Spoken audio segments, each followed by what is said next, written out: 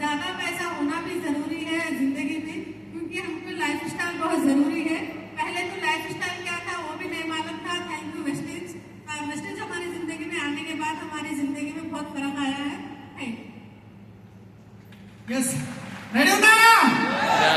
So నిజంగా ఈ రోజు గ్రేట్ మన వెస్టేజ్ మేనేజ్మెంట్ కి అందరికి ఒకసారి మన ఇక్కడ దీపక్ సార్ కి మన అందరూ మన సికింద్రాబాద్ లో ఉన్న శ్రీకాంత్ సార్ ఇంకా అరవింద్ సార్ మొత్తం స్టాఫ్ ఒకసారి గట్టిగా క్లాప్స్ ఇద్దాం. సో మన గురించి రాత్రి బాబు కష్టపడుతుంటారు. సో ఈ బిజినెస్ లో మేము రావడానికి ముందు ఒక క్యాబ్ డ్రైవర్ గా పనిచేసేవాడిని ఇదే శంషాబాద్ ఎయిర్పోర్ట్ లో. కానీ ఈ రోజు ఈ క్యాబ్ డ్రైవర్ ని ఒక విఎంసీఎం మెంబర్ గా చేంజ్ చేసిన మా గ్రేట్ అప్లయన్స్ ఇక్కడ ఉన్నారు ఆల్రెడీ. సో కొందరు బిజీ ఉండడం వల్ల రాలేకపోయారు. ఈ ఆపర్చునిటీ నాకు ఇచ్చిన మా గ్రేట్ అప్లైన్ అరుణా కుమారి మేడం వాళ్ళ దగ్గర ఒకప్పుడు నేను డ్రైవర్ గా పనిచేసేవాడిని. ఈ అవకాశం తీసుకున్న తర్వాత ఈరోజు మా లైఫ్ చేంజ్ అయింది. తర్వాత మా great upline Kulkarni sir, Charan sir, Inderbir sir, Rajanna sir, Prasad sir, మా గ్రేట్ ఎస్పీ భారీన్ సార్ వీళ్ళందరికీ నేను పాదాభివందనం చేస్తున్నా. ఎందుకంటే ఒక బొగ్గు లాంటి వ్యక్తిని తెచ్చి రత్నంగా తయారు చేసి ఇక్కడ స్టేజ్ మీద నిలబెట్టారు.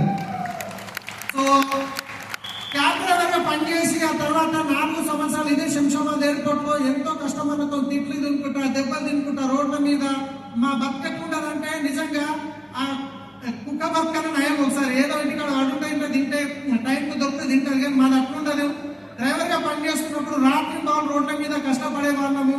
సో చాలా వాన వచ్చినా ఏంటొచ్చినా ఎలాంటి లైఫ్ ఉండేదంటే ఒక రోజు కూడా మేము లీవ్ తీసుకోకుండా పనిచేయాల్సి వస్తుండే, ఎందుకంటే కమిట్మెంట్ ఉండేది కాబట్టి. కానీ ఆ తర్వాత సొంతంగా ట్రావెల్స్ బిజినెస్ స్టార్ట్ చేసి ఒక డ్రైవర్ ఉన్న వ్యక్తి ట్రావెల్స్ బిజినెస్ లో కూడా నా దగ్గర 40 అటాచ్ వెహికల్స్ నడిచేటివి. చిన్న కాల్ సెంటర్ పెట్టాను. 5 మంది అమ్మాయిలు కాల్ సెంటర్ లో పనిచేసేవాళ్ళు.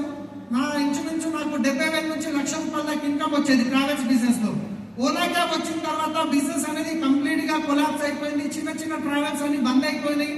ఆ తర్వాత సొంతంగా మళ్ళీ 10 వెహికల్స్ కొనుక్కొని ఎట్లా చేసి బిజినెస్ నిలబెట్టాలనుకున్నా, కానీ సాధ్యం కాలేదు. 24 లక్షలు అప్పు ఏదైతుందో అట్టనే మిగిలిపోయింది. ఆ కొన్న వెహికల్స్ మళ్ళీ అమ్మవాల్సి వచ్చింది. అప్పులలో బాధలు వాళ్ళ తిప్పు తినలేక ఒక రోజు నైట్ ఎవరికైతే నేను చిట్టి కట్టేవాళ్ళో మా గ్రేట్ అప్లైన్ చరణ్ సార్ అక్కడ రావడం జరిగింది. ఆయన ప్లాన్ చెప్పించాను. అంతకుముందు నేను చిట్టి డబ్బులు టైంకి కడితే అంటే 2 చిట్టీలు ఉంటే 25 లక్షలు. టైంకి పైసలు కట్టినప్పుడు పోగానే కూర్చో సలీం భాయ్ అనేటోడు 2 ఏళ్ళు చిట్టి డబ్బులు లేట్ కట్టేసరికి క్యావారే బ్యాంక్ చెప్పి ఫోన్ చేసి తిట్టిండు. సో ఆ రోజు అనిపించింది ఇక నా లైఫ్ లో ఈ అప్పు తప్ప ఏం లేదు, నేను సూసైడ్ చేసుకోవడం కరెక్ట్ అని చెప్పి అనుకున్నా. కానీ నా పిల్లల ఫేస్ గుర్తు రావడం వల్ల నా పిల్లల భవిష్యత్ ఖరాబ్ అవుతాయని చెప్పి మళ్ళీ నేను డిసిషన్ ఇంకా తీసుకున్న తర్వాత ఈ ఆపర్చునిటీ వచ్చింది. నేను ఫస్ట్ టైం నిజంగా చెప్తున్నానండి, నమ్మలేదు. ఎందుకంటే ఇంత కష్టపడితే లక్షలు పెట్టుబడి పెడితే డబ్బులు రావు, ఇంకా సబ్బు పేస్ట్ ఏం చేస్తే లక్షలు వస్తాయంటే నిజంగా చెవులో చామంతి పువ్వు పెడుతురేమో అన్నట్టు అనిపిస్తుంది. కానీ మీటింగ్స్ వెళ్ళి సికింద్రాబాద్ ఆఫీస్ లో ఛాంపియన్ డే ప్రోగ్రామ్ జరుగుతుండే ప్రతి 2వ తారీఖుకి అక్కడికి వెళ్ళి అలా